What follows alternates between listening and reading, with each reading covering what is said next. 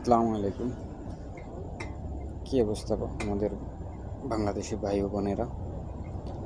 Recently দেখতে পেলাম ফাহমিদুলকে নিয়ে এক বহুত বড় সম্মেলন হরে ওকে। তো আমাদের যেই আইসিসি ফুটবল ফেডারেশন বলতেছে যে যোগ্যতা নেই তার। যদি তার যোগ্যতাই না থাকে তাহলে তো ইটালিয়ান যে ক্লাবে কীভাবে খেলে? বলতেছে যোগ্যতা নেই, তো আমি বলতেছি যে যদি এর যোগ্যতাই নেই থাকে তাহলে ইটালিয়ান ক্লাবে কীভাবে খেলে? এবং কি যে সৌদি আরবে প্রস্তুতি ম্যাচে, ঠিক আছে, তো আপনার হ্যাটট্রিক করছে। যদি তার এতটুকুই যদি তার এক্সপিরিয়েন্স নেই থাকে তাহলে কীভাবে হয়? ঠিক আছে, তো আমি বলতেছি যে আপনি যে চেয়ারটাতে বসে আছেন ওই চেয়ারটার কি আপনার যোগ্যতা আছে? আপনি যে বলেন যে ওনার যোগ্যতা নেই, বা যে কোচ ওনাকে বলছে যে ওর যোগ্যতা নেই, ওর বয়স কম। অন্য অন্য ক্লাবের তো অনেক বয়স, 16 বছর 17 বছরের ছেলেপেরা খেলতেছে, ঠিক আছে না? তো তার তো 18 বছরই, তো সে কীভাবে খেলতে পারে? বলতেছে যে ম্যাচিং করতে পারতেছে না। একটা ইয়াং ছেলে যদি না ম্যাচিং করতে পারে তাহলে কি বৃদ্ধকালে ম্যাচিং করবে?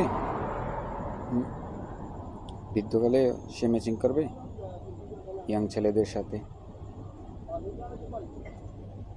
আপনি যে এই জায়গাটাতে আছেন, আপনি হয়তো জানেন না আমাদের বাংলাদেশের কী অবস্থা, ঠিক আছে? যে জায়গায় 15-15টা বছর শেখ হাসিনা গদিতে বসেছিল, আমরা প্রবাসীরা রেমিটেন্স বন্ধ করে দিয়েছি, বাধ্য হয়ে সে চেয়ারটা ছেড়ে দিতে হয়েছে। তো সেই জায়গায় যদি আমরা চাই তাহলে সব কিছু করতে পারি। তো আমাদের দেশটাকে একটা উঁচু লেভেলের পদে নিয়ে যেতে চাই। আপনারা কেন আমাদের সাথে এরকম করতেছেন, সিন্ডিকেট করতেছেন, বুঝতেছি না, ঠিক আছে?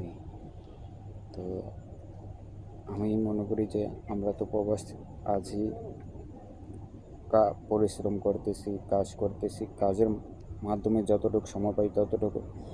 যখন ওই নিউজগুলো শুনি তখন খুব খারাপ লাগে, খুব কষ্ট লাগে, ঠিক আছে? তো দয়া করে এগুলা করবেন না, ঠিক আছে? আমাদের টিমটারে দেখুন, একদম নিচু লেভেলে নিয়ে গেছে, একদম নিচু লেভেলে নিয়ে গেছে, ঠিক আছে? তো আমি বাংলাদেশ ফেডারেশনকে অনুরোধ করছি, ঠিক আছে, আপনারা এসব করবেন না। আমাদের দেশটাকে একটু উঁচু লেভেলে নিয়ে যেতে চান, দেখুন আমাদের বাংলাদেশটাকে যেই জায়গায় যান আপনার অসম্মান আর অসম্মান। ইন্ডিয়ান একটা নতুন অবস্থা আসে, এর আপনার বেতন হয় 30,000 40,000, যেটা ওমানি রিয়াল 100 রিয়াল 150 রিয়াল। আর আমরা 3-4 বছর আসলেও আমরা যে 30,000 টাকা ওমানের 100 রিয়াল, ঠিক আছে? তো আমাদের দেশে দেখুন সিন্ডিকেট কীরকম।